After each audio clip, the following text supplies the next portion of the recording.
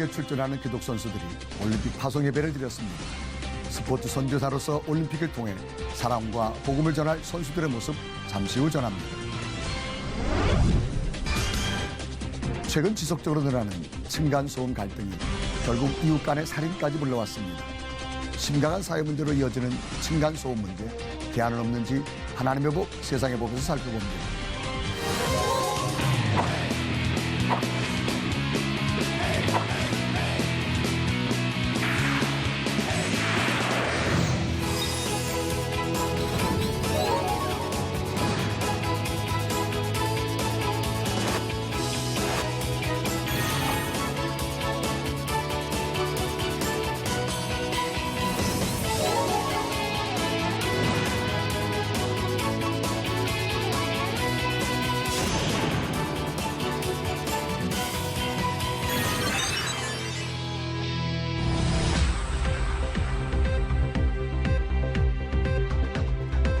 안녕하십니까? 유병영 목사입니다. 어제는 북한의 환강댐 방류 소식에 한때 긴장하기도 했었죠. 다행히 큰 사고는 없었습니다만 여전히 주의가 필요해 보입니다. 아무리 남과 북으로 나뉘어 있다 하더라도 흐르는 물은 막을 길이 없는데요. 대북제전이 사드 배치니 여전히 냉기 가득한 한반도지만 남과 북을 넘나드는 자연처럼 자유로운 왕래가 가능한 그날을 오늘도 꿈꿔봅니다. 첫 순서로 교계 뉴스부터 전해드립니다. 제31회 리우올림픽이 이제 한 달도 남지 않았습니다. 국가대표 선수들은 구슬땀을 흘리며 올림픽을 준비하고 있는데요. 태능선수촌 국가대표 기독신의회가 대한민국 선수단 파송 예배를 드리며 필승을 다짐했습니다. 유성은 기자가 전합니다. 국가대표 기독신의회가 마련한 리우올림픽 파송 선수단 필승기원 예배가 열렸습니다. 전 유도 국가대표 선수였던 이원희 코치의 인도로 진행된 예배에는 배드민턴과 유도, 펜싱과 체조 등 16개 종목 50여 명의 선수와 코치, 그리고 기독신의회 임원 등이 참석했습니다. 세계 스포츠 선교회 올림픽 선교위원회 대표회장인 김봉준 목사는 설교에서 국가대표 선수들은 가문의 영광을 얻은 사람들이라며 동시에 하나님께 영광 돌리는 사람들이 되어야 한다고 전했습니다. 특히 김 목사는 올림픽이 진행되는 동안 하나님과 밀착하고 믿음으로 나아가라고 강조했습니다. 이어진 합심기도 시간에는 박철승 목사와 김필수 목사가 각각 리우올림픽 한국선수단 필승과 체육인을 통한 세계 복음화를 주제로 뜨겁게 기도했습니다. 올림픽에 참가하는 코치와 선수들은 간절히 기도하며 리우올림픽 기간 동안 하나님이 살아계심을 체험하고 동료들에게 복음을 전한다는 각오입니다. 굉장히 기대가 크고 또 굉장히 확신이 있습니다. 나와 함께 해주신 하나님께서 우리 선수들에게 함께 해주셔가지고 꼭 승리를 하게 해줄 거라고 믿고 또 각오는 제가 믿었던 하나님, 정말 확신의 하나님을 선수들도 확신을 갖게 믿게 해서 정말 하나님께 영광 돌리게 하는 것이 제 각오이고 목표입니다. 아무래도 이제 양궁 선수 중에는 이제 기독교인이 저밖에 지금 없는데 이제 많은 기도 속에 이제 하나님을 믿는 선수들이 좀 많아졌으면 좋겠어요. 올림픽에 함께 가지 않는 국가대표 기독신의회 후배들은 선배들의 선전을 바라며 부상당하지 않고 건강하게 다녀올 수 있도록 기도하며 응원했습니다. 리우 가서 안전하게 그리고 열심히 건강하게 잘하고 오셨으면 좋겠어요. 8월 5일부터 21일까지 브라질 리우데자네이루에서 열리는 리우올림픽. 올림픽을 앞두고 긴장되는 시간이지만 국가대표 기독신의회는 찬양과 기도, 하나님과의 교제로 만반의 준비를 다하며 결전의 날을 기다리고 있습니다. C채널 뉴스 유성훈입니다. 대한예수교 장로회 합동총회 첫 번째 평화통일기도회가 임진각에서 열렸습니다. 참가자들은 한반도를 덮었던 증오와 분열을 걷어내고 화해와 용서의 다리를 놓을 수 있게 해달라고 간절히 기도했습니다. 김효정 기자가 전합니다. 지난 6일 호우가 끝난 후 맑게 갠 임진각의 하늘은 유난히도 깨끗했습니다. 평화통일기도회에 참석하기 위해 모인 총회 소속 목회자와 교인 등 400여 명은 하나님께서 얼어붙은 남북관계에도 증오 대신 화해의 밝은 빛을 비춰주시기를 함께 기도했습니다. 하나님께서 우리를 계속 참고 기다리시는 이유가 기도를 통해서 우리가 더욱더 통일을 향해서 부르짖으라고 이야기하시는 것 같아요. 그래서 우리가 이 자리에 모여서 함께 기도하면 정말 좋을 것 같아요. 설교를 전한 산정현 교회 김관선 목사는 북한에 대해 더 뜨거운 열정을 가지고 기도해야 한다며 예수님이 하신 것처럼 북한 주민과 통일을 위해 절대적인 사랑의 마음을 가져야 한다고 강조했습니다. 예수님이 우리에게 요구하시는 그리스도인의 진정한 윤리는요, 절대적입니다. 당신이 내 뺨을 쳐도 나는 계속 사랑하겠다는 겁니다. 우리가 지금 큰 소리로 울면 그 울음소리가 주님께 상달될 것이고, 그 울음소리가 세계를 움직일 것이고, 그 울음소리가 동력 땅을 회복시키는 그날이 오게 될 줄로 믿습니다. 교단 차원에서 처음으로 진행된 이번 기도회에서는 특히 통일 비전 선언문을 발표하고 다가올 통일 조국을 위한 교회의 실질적 지원과 사명을 확인하는 시간도 마련됐습니다. 근본 통일 기도회는 통일을 향한 우리 교단의 염원이 얼마나 간절한가를 담고 있는 기도회이기도 하고, 또 그것이 기도회를 통해서 잘 드러날 수 있는 좋은 기회가 될 것으로 그렇게 믿습니다. 예장합동총회는 향후 통일기도회를 전국교회 차원으로 확대하고 통일기금 마련, 통일음악회와 북한 이탈 주민 후원 등 총회 차원의 통일 준비에 박차를 가할 것이라고 덧붙였습니다. C채널 뉴스 김효정입니다. 그 밖의 교계 뉴스 이어서 전해드립니다. 국내 최대 규모의 CCM 오디션 가스펠스타시가 시즌6에 막을 올립니다.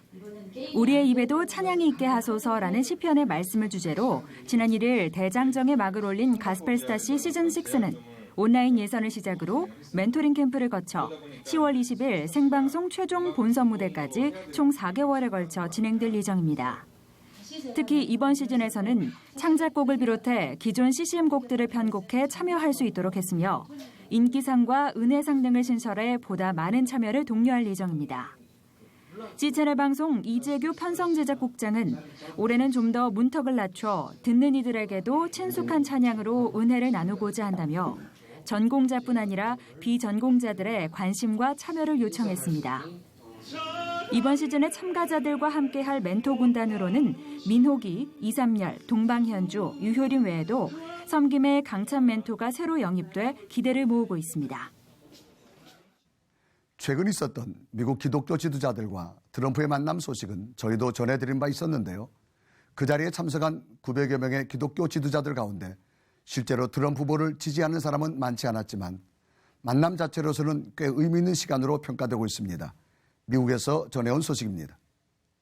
Times Square always hustles and bustles, but just blocks away, the Marriott Marquis Hotel buzzed with activity of another kind, a private meeting between Donald Trump and evangelical leaders. It was a private event, but CBN News was permitted inside to observe.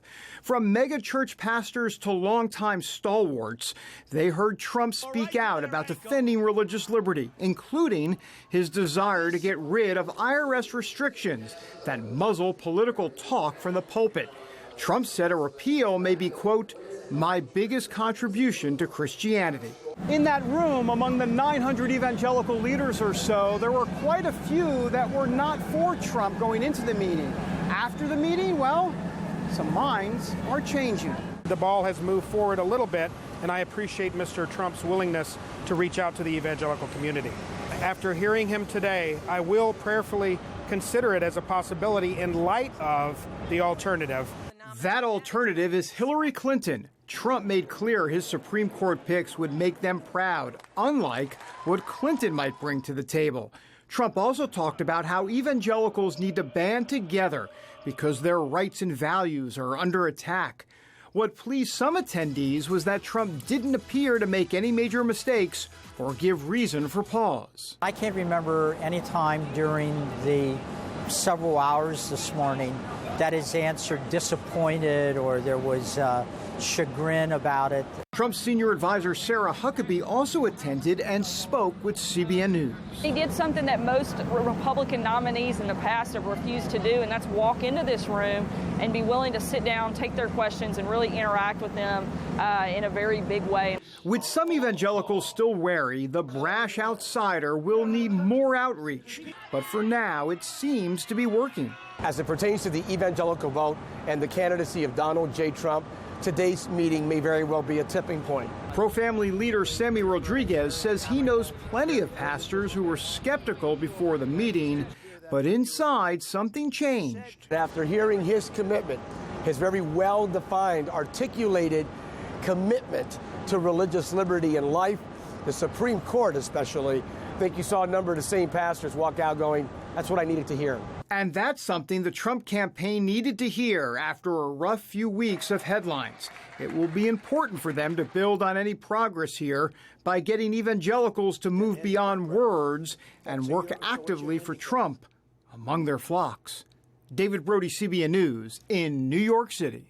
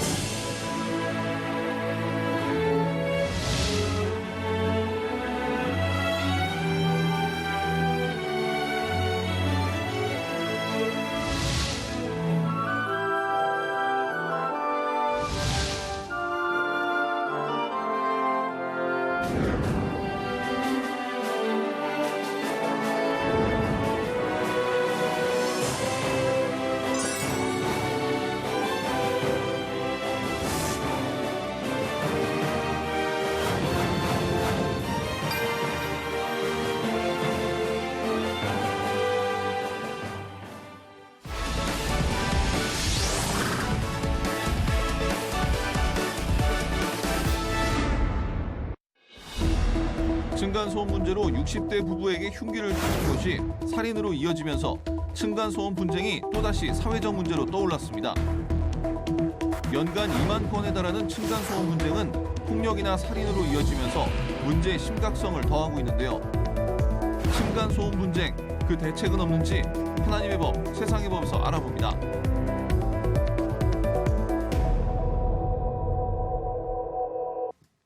하나님의 법, 세상의 법. 이재만 변호사님 나오셨습니다.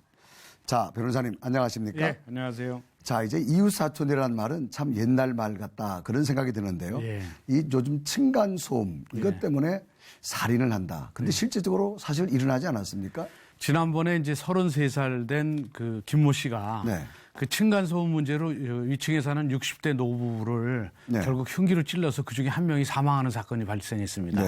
근데 이제 김 씨는 이 너무 시끄럽다고 계속 얘기를 했는데도 자기를 무시하는 것 같아서 화가 났다. 이러면서 결국 이제 살인까지 하게 됐는데요. 이제 더욱 경악스러운 것은 뭐냐면 그 몰래 카메라를 설치해서 그 집의 비밀번호를 알아내고 그 침입해서 살인했다는 것입니다. 그래서 그런 점이 일종의 이제 계획적 살인이죠. 그렇죠, 계획적이죠. 그래서 진짜 더욱 이제 모든 이제 일반 시민들이 경악했죠.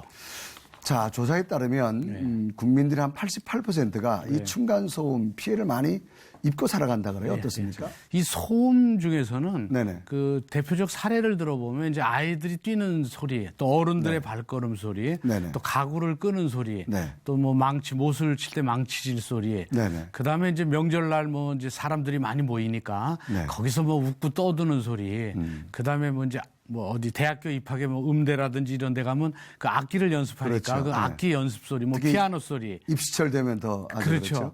그 뭐 안 할 수도 없고 막 그래서 이제 그런 문제들 때문에 이제 층간소음의 그 대표적 사례들이 다 이제 그런 내용들입니다. 이 층간소음 분쟁에 관한 어떤 법적 기준도 마련되지 않습니까? 예, 법적 기준이 있죠. 환경부에서 만든 게 이제 밤에는 그 38데시벨. 낮에는 43데시벨입니다. 그러니까 이제 낮에가 조금 더 기준이 높죠. 밤에는 더 기준이 엄격하고요. 그래서 이제 그 43데시벨과 38데시벨로 돼 있는데 그렇다면 이 데시벨이 뭔가 하면 대체적으로 봤을 때 예를 들어 보면 그 아파트 구조에 따라서 이제 다르긴 하지만 아이들이 뛰어노는 소리는 대략 40데시벨입니다. 40데시벨. 그러니까 낮에는 43이고 밤에는 38이니까 기준이 낮에는 좀 뛰어놀아도 되지만 밤에 뛰어놀면 안 되죠. 안 되겠네요. 네, 그렇죠. 그다음에 이제 진공청소기나 세탁기 돌리는 소리는 35데시벨. 그러니까 세탁기나 진공청소기는 이제 밤낮을 구별 없이 이제 할 수는 있는 것이죠. 그리고 피아노 연주는 44데시벨입니다. 굉장히 높네요. 그러니까 밤이나 낮이나 네. 다 기준을 초과하기 때문에 네. 특히 낮에 그 기준이 43데시벨이고 피아노 44데시벨이니까 낮의 경우에는 이제 문을 닫고 창문을 닫고 네. 피아노 연주를 하면 이제 낮에는 이제 피아노 연주를 할 수 있는데 밤에는 피아노 연주를 하면 이제 그 기준에 기준을 초과하게 되는 것이죠. 네. 그리고 이제 벽에 망치질하는 경우는 59데시벨입니다. 굉장히 높습니다. 이 경우에는 낮에조차도 네. 이 기준을 초과하기 때문에 이렇게 이제 공사 같은 게 필요하거나 하면 미리 수박을 사들고 네. 그 주변 네. 그 아파트면 그 주변 그 위아래층에 내가 오늘 몇 시에 이제 못질을 하고 앞으로 좀 약간의 공사가 있으니까 양해를 해달라. 네네. 아니면 뭐 엘리베이터에도 그런 걸 붙여놓든지. 그렇죠. 네. 그런 방법을 하면 저 이웃이 또 다 양해를 하죠. 이웃 간에 이해만 되면 그렇죠. 소통만 되면 참 별 문제가 아닌 것 같습니다. 그렇습니다. 네. 특별히 이제 우리가 사람들이 아파트 문화를 살다 보니까 이웃 간에 뭐 불편한 점은 있을 수 있겠죠. 그런데 이게 살인까지 간다라고 하는 게 참 굉장히 심각한 문제가 아닌가 그렇게 생각되어집니다. 결국은 이제 본인이 네. 그걸 이제 해결하려고 해서 문제가 되는 것인데 네네. 그게 이제 층간소음 자체 때문에 살인까지 네. 일어나는 건 아니고요. 네. 층간소음 때문에 상대방한테 가서 네네. 좀 시끄럽다고 이렇게 사정도 하고 또 뭐 항의도 하고 하는데 그때 대응하는 것이 네네. 결국은 진심으로 미안하다라든지 한번 조심하겠다라든지 이렇게 말을 해도 되는데 네네. 위층에서 시끄러운데 난 얘기하지 않는다. 네네. 근데 뭐 아래층에서 이거 갖고 그러느냐. 그러고 이 감정을 상하게 하면 네네. 결국은 자기가 무시당했다는 생각을 갖게 되는 순간에 네. 이 분노 조절이 어려워집니다. 네. 더더군다나 분노 조절 장애까지 있는 사람한테 그런 얘기를 하면 더 심각하죠, 사실. 정말 심각한 진짜 살인이라는 네네. 결과가 나올 수도 있기 때문에 네. 이제 그런 점을 상당히 조심해서 배려하는 마음을 가져야 되겠죠. 자, 이런 문제를 참 줄일 수 있는 것 중에 하나가 이 아파트를 건설하는 건설 회사들이 네. 좀 좋은 자재를 써서 네. 이런 층간소음을 많이 줄일 수 있는 그런 방향이 먼저 앞서면 좋을지 않을까 그런 생각을 해봅니다. 예, 그것이 이제 가장 좋습니다. 네. 아무리 뛰어놀아도 네네. 아무리 노래를 불러도 네. 층간소음이 밑으로 전해지지 않으면 네. 그것보다 좋은 방법이 없죠. 그렇겠죠. 그리고 이제 과학이 많이 발달됐고 건축 기술도 발달됐고 네네네. 건축 자재도 상당히 많이 좋아졌지 네, 그렇죠. 않습니까? 네네. 그래서 실제적으로 소음 저감을 위한 자재를 활용할 것을 네. 그 의무화시켰습니다. 그래서 네. 바닥재도 네네. 실제적으로 뭐 210mm 이상 정도 되는 것을 시공하라고 의무화하기도 했고요. 네네. 그래서 이 층간소음 기준을 일단 적정하게 만들어 놓고 네네. 그리고 또 하나는 층간소음의 소음을 막을 수 있는 그런 자재를 활용하고 네네. 또 층간소음을 막을 수 있는 그 어떤 그러니까 층간소음 저감 시공법이라는 걸 개발해서 네.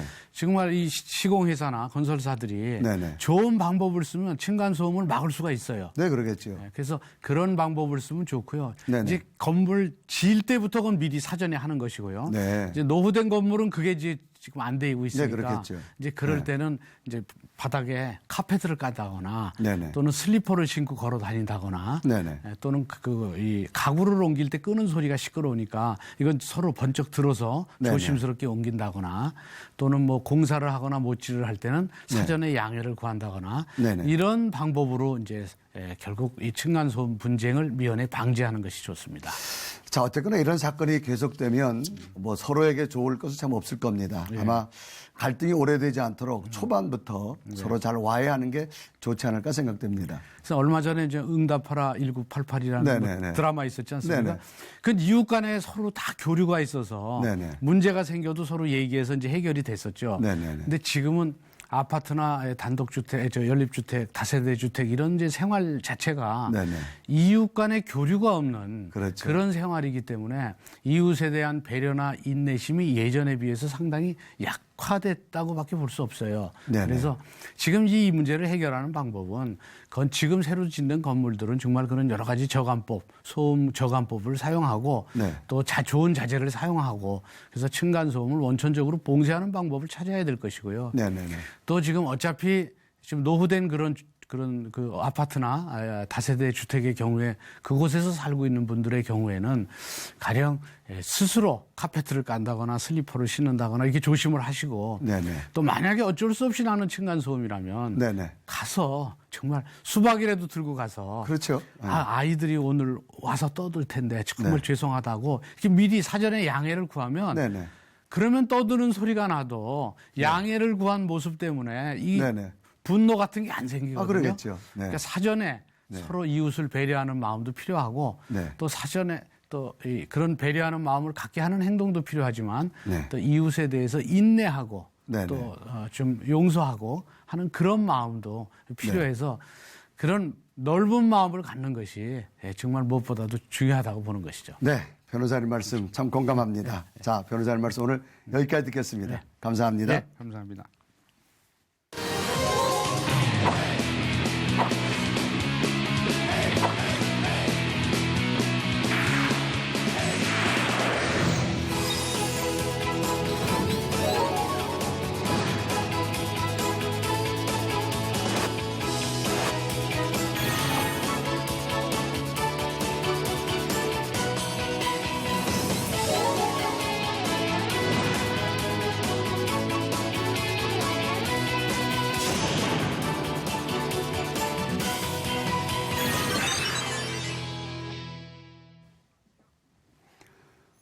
오늘이 본격적으로 더위가 시작되는 소서였습니다. 소서 때 먹으면 좋은 것이 비너라고 하는데요. 더위에 지치지 않도록 제철 음식으로 건강도 챙겨보시면 좋겠습니다. 시체를 매거진 굿데이는 여러분의 참여를 기다립니다. 언제든지 아래 전화번호와 이메일로 연락 주시길 바라고요. 인터넷을 통해서도 방송을 다시 보실 수 있습니다. 오늘 순서는 여기까지입니다. 시청해주신 여러분 고맙습니다.